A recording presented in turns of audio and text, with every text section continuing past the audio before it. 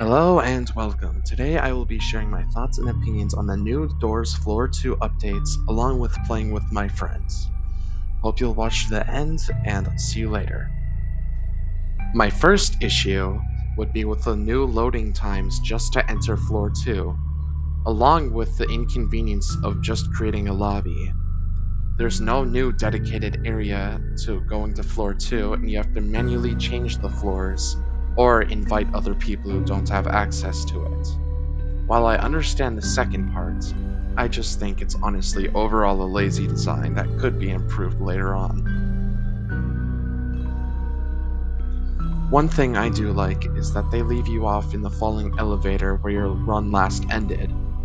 I think honestly that is where it should be, and I have no complaints about that.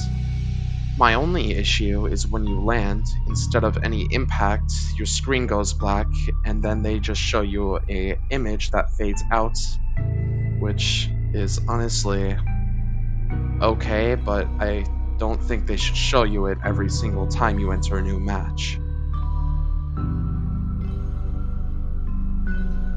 Once exiting the elevator, you will be greeted with the first room. You have to collect 3 different capsules and put them into a generator to open the door which leads to the second room. The second room, you must change the direction of the rails with a lever and push a minecart that will subsequently fall through a wooden barrier, allowing you to move on. The first 2 rooms are always identical and is used as a type of tutorial to get players used to the new update.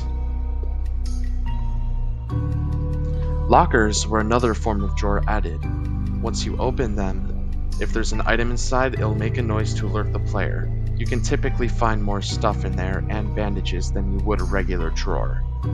They look like a smaller version of the closet that you would hide in, but have a slightly different hue. These are glow bats. They're attracted to any player holding a light source and will automatically turn off any glow stick thrown on the ground.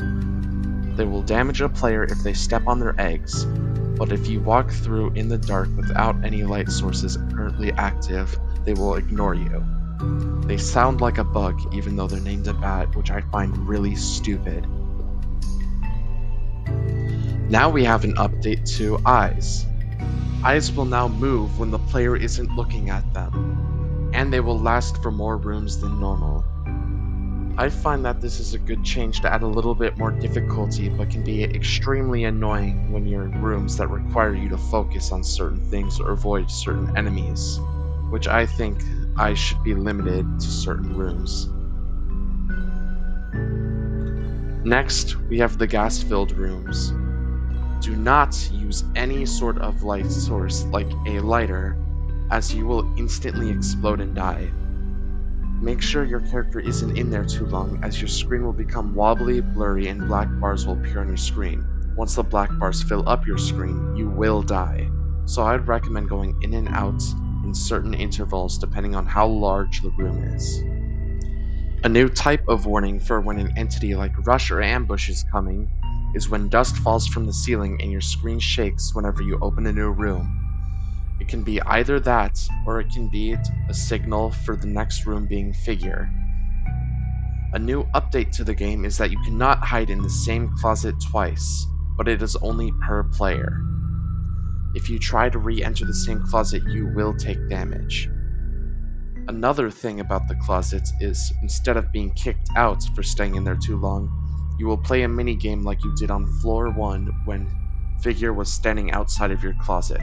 The longer you stay in there, the faster it will get. This is the first room with Figure.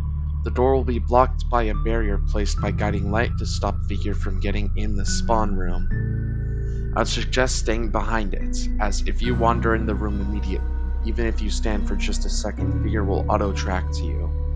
Currently, Figure is bugged, and will walk in random directions, take 180s, or zigzag towards a player even if they aren't heard. So I would recommend being very cautious in these rooms until its AI is fixed. A new feature has given all hallway traveling entities such as Rush and Ambush to travel from either the front or the back now. which means you'll have to keep your ears peeled and time your lockers correctly to avoid dying to them immediately.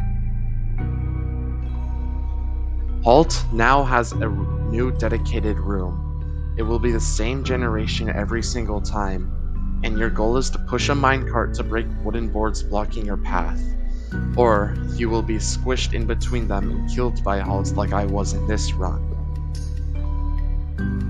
My only complaint with the halt rooms is the lack of creativity put into them. The only thing that they've done here is put a blue filter over your screen and randomly flashing images at different intervals. I would have appreciated if they put a little more variety into it, seeing how it has a set room.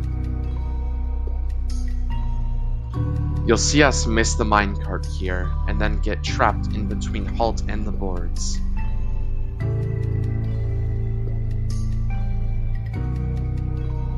We're cooked! We're cooked! What the Sigma? You can't do anything about that. It's so stupid. Crazy, are you a Sigma? Yeah. We're done. We're done. We're done. Great. you- I'm It's having a good impossible to time. live that.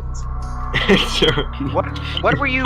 We're really not having a good time. Halt here. literally Leaving traps out you the there. entity. Oh, that was You're literally trapped.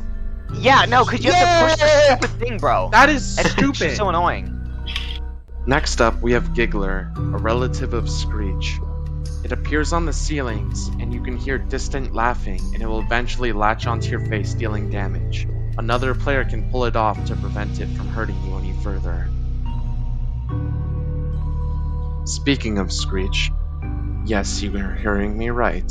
They can appear on every single room, even bright ones. Yeah.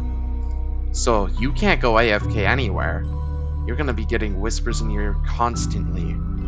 The biggest inconvenience of floor 2.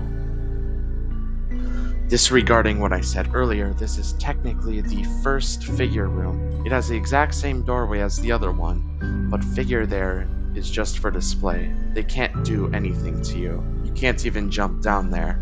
You can only throw a glow stick there, but they won't react to it. Up next is the second/third figure room.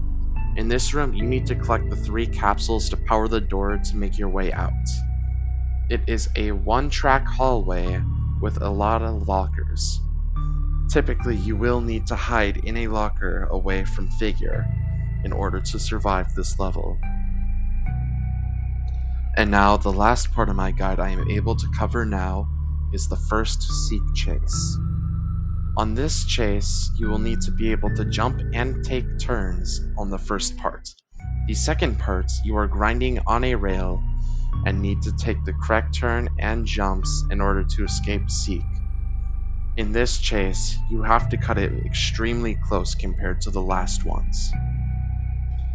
As of right now, me nor none of my friends have completed the chase or gone any further. It is of a much higher difficulty than the first floor, and I recommend you practice to beat it. I will have more information if I ever do get any further. And with that, I will make into the next section with my complaints. As of my first complaint, it has to do with the new AI for this floor. I dislike the erratic movement, but nor do I like patterned movement. I believe that his movement doesn't fit the floor. Due to the erratic turns, it doesn't feel very natural, and it can just lead to sudden death since you cannot predict it at all, with the occasion of them getting stuck into objects. My next complaint is of reused sounds from past games. Of course, it's unreasonable for any game to make everything from scratch, and reuse things like doors would from another level, obviously. But reusing sounds from another game kind of feels bland, especially when they're from 2 completely different objects.